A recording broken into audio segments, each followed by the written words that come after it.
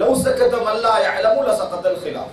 தெரியாதவர்கள் மௌனமாக இருந்தால் கருத்து முரண்பாடுகள் இல்லாமல் போய்விடும், முரண்பாடுகள் இல்லாமல் போய்விடும். தெரியாதவர்கள் மௌனமாக இருந்தால் முரண்பாடுகள் இல்லாமல் போய்விடும். அப்ப முரண்பாடுகள் நிறைய வருதுன்னு அர்த்தம் என்ன?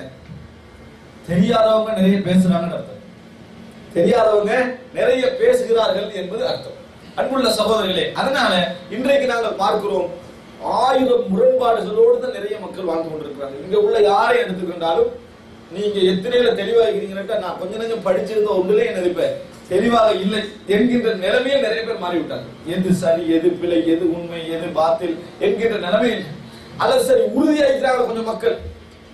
சுன்னால இல்லாம சின்ன மக்கள் கொஞ்சம் உறுதியாகிறாங்க. இவங்க எப்படி உறுதியாகிறாங்க? தக்லீத்ல உறுதியாகிறாங்க.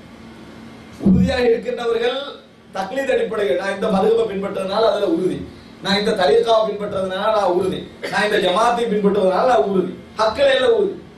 உறுதி இப்படி இருக்குது. உண்மையை தேடி போற மக்களுடைய நிலைமையை பார்த்தேன்னு சொன்னால் நிறைய முரண்பாடுகளோடும் நிறைய முடிவுகளற்ற நிலையோடும் என்ன செய்யறாங்க, வாழ்ந்து கொண்டிருக்கிறாங்க. காரணம் கருத்து முரண்பாடுகள் இன்னைக்கு என்ன செஞ்சு அதிகமாகி விட்டு போய் பார்க்கிறோம். எனவே அன்புள்ள சகோதரர்களே, இன்றைய காலம் என்பது நாங்கள் ரசூல் ஸல்லல்லாஹு அலைஹி வஸல்லம் அவர்கள் முன்னறிவிப்பு செய்த காலத்தை நோக்கி போய் கொண்டிருக்கிறோம். இது முதல் விஷயம். இதுல தெரிந்து கொள்ள வேண்டிய விஷயம், நாங்கள் அந்த காலத்தை நோக்கி போய் கொண்டிருக்கிறோம். கடைசியில் எங்களது தலைவர்களாகவும் எங்களது வழிகாட்டிகளாகவும் வரக்கூடியவர்கள் யார்? மார்க்க அறிவற்ற மார்க்க அறிஞர்களை. எங்களை பார்க்கிற மார்க்க அறிஞர்கள். ஆனால் மார்க்க அறிவற்றவர்களை நாம் என்ன செய்வோம்? அவர்களை முக்திகளாக மாற்றிக்கொள்வோம். கடைசியில் என்ன நடக்கும்? அவர்களிடத்துல தீர்ப்பு கேட்போம். நாம் வழிகட்டு அவர்கள் என்ன செய்வார்கள்? வழிகட்டு போகக்கூடிய நிலைமை உருவாகும் என்பதை நாங்கள் புரிந்து கொள்ள வேண்டும். அன்புள்ள சகோதரர்களே, இதற்கு யார் காரணம்? வெறுமனை இஹ்லாஸ் இல்ல உலமாக்கள் நல்லா படிக்கல என்பது மட்டுமல்ல, ஒவ்வொரு தந்தைமாரும் இதற்கு காரணமாக இருக்கிறார்கள். ஒவ்வொரு தந்தைமாரும் இதற்கு காரணம். நம்ம மார்க்க அறிவுக்கு என்ன மரியாதை கொடுக்கிறோம் என்பதில் இருந்துதான் எல்லாம் இருக்கு.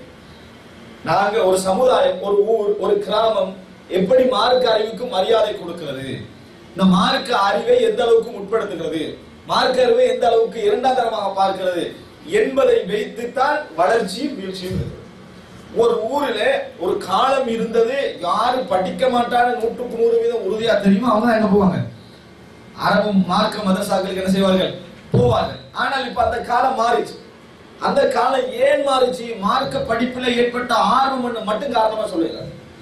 மார்க்க படிப்புல ஏற்பட்ட ஆர்வம் மட்டும் காரணமா சொல்லலாம். எங்கெல்லாம் மார்க்க படிப்பு மட்டும் என்றிருந்த மதரசாக்களில் இன்றைக்கு உலக அறிவும் ஓகே நாங்க உங்களுக்கு தருவோம், உங்களுக்கு என்னது +1 கிடைக்கும், +2 கிடைக்கும், நீங்க யூனிவர்சிட்டிக்கு போகலாம், அதே போல மார்க்க ரீதியாக உங்களுக்கு யூனிவர்சிட்டிகள் கிடைக்கும் என்கின்ற நிலைமை வந்த பின்னாலதான் நிறைய பேர் என்ன செஞ்சாங்க? அதுக்குள்ள இணைக்க ஆரம்பித்தார்கள்.